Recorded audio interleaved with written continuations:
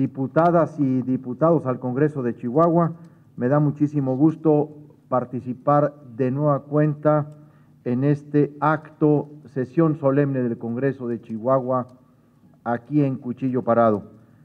Aprovecho esta que es mi primera oportunidad de saludarlos y felicitarlos en lo que constituye la nueva integración de la nueva legislatura al Congreso de Chihuahua.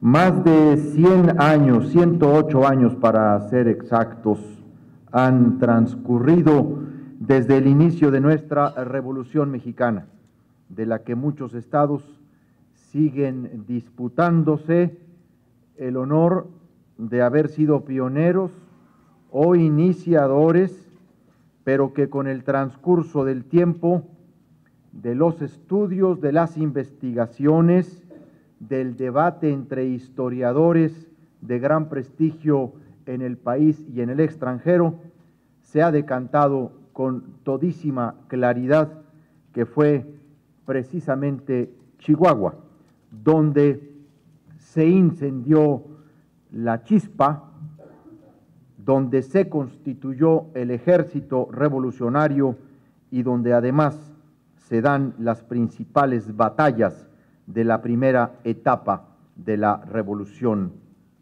Mexicana. Varias chispas en realidad, diría Víctor Orozco, y una sola llama.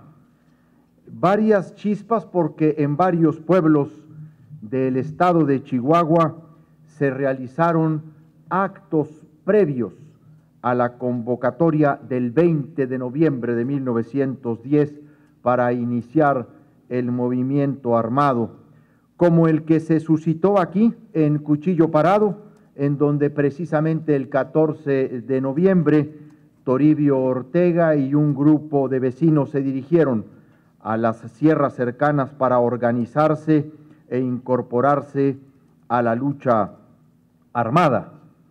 Por eso, entre todas esas primeras chispas de una sola llama, empezamos aquí el 14 de noviembre a celebrar lo que la historia de México ha sabido ubicar.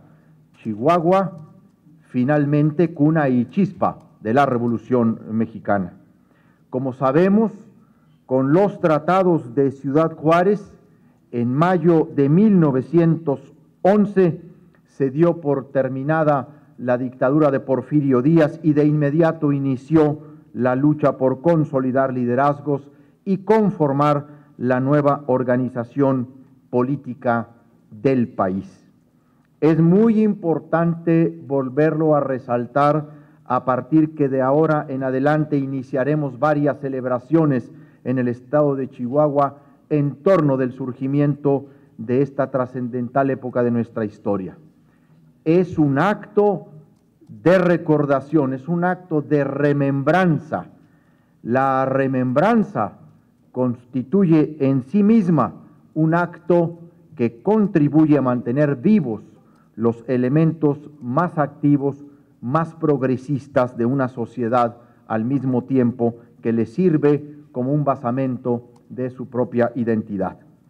La Constitución de 1917 sentó las bases jurídicas del nuevo orden y la pugna de facciones y grupos dominantes se prolongó por años hasta consolidar una gradual estabilidad a final de los años 20. En ese transcurrir sobresalieron personajes que hoy la historia mantiene en nuestra memoria. Por supuesto, Madero, Zapata, Villa, Orozco, Carranza, Obregón y otros tantos. Rendimos honor y tributo a todos ellos por su aportación al México moderno. Además de recordar y valorar aquellas luchas del pasado, queremos aprovechar esta ocasión histórica para evocar no solamente el inicio de la revolución en el estado de Chihuahua, debemos visualizar el trayecto que México ha tenido a partir de entonces, recordar el contexto mundial en que se produjeron esos hechos y sobre todo invitar a meditar en qué momento, en qué situación global nos encontramos hoy, en 2018, y hacia dónde caminamos como país. La revolución de 1910 estalló en un ambiente mundial de auge del nacionalismo y desajustes en los grandes imperios coloniales. Mientras tanto, se desenvolvía una segunda revolución industrial, una primera globalización con relaciones transnacionales diversas y la consiguiente erosión de fronteras nacionales. 100 años después, la distancia tecnológica es enorme. Nos encontramos ante la cuarta revolución industrial, en la que la interconexión y comunicación no solo es universal, sino instantánea. En la actualidad, la innovación y la tecnología son la llave del desarrollo y el mundo nos demanda ser más competitivos.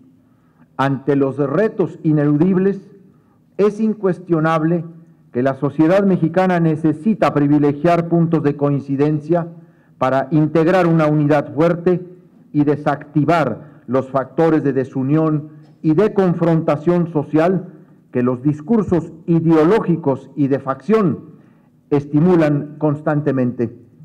Hay tiempos de competencia y hay etapas de construcción en el futuro, y esas etapas requieren ser diferenciadas. Necesitamos articular liderazgos de Estado, con visión de Estado, cohesionados por el consenso en metas y objetivos nacionales, por encima de los credos y también por encima de las pasiones personales. Urge escuchar razonables argumentos y desechar los energumentos. Urge asimilar las ventajas que ofrece la historia, pues esta es lección permanente que mejora el entendimiento de nuestra trayectoria como pueblo y sobre todo fortalece las virtudes aportadas por nuestros héroes en 1910. No debemos ignorar esas enseñanzas porque, después de todo, la ignorancia no es argumento y menos algo recomendable. Que nuestro homenaje a los hombres de la Revolución de 1910 nos lleve pues a mantener dos pilares centrales de la democracia desde la antigüedad: la irrenunciable libertad de expresión y el respeto y tolerancia hacia las minorías, y desde esa atalaya ejercer la reflexión sobre nuestros desafíos y sobre nuestros riesgos actuales. Digo yo, es la mejor forma de honrar su memoria y el legado de la Revolución Mexicana. Muchas gracias por su atención.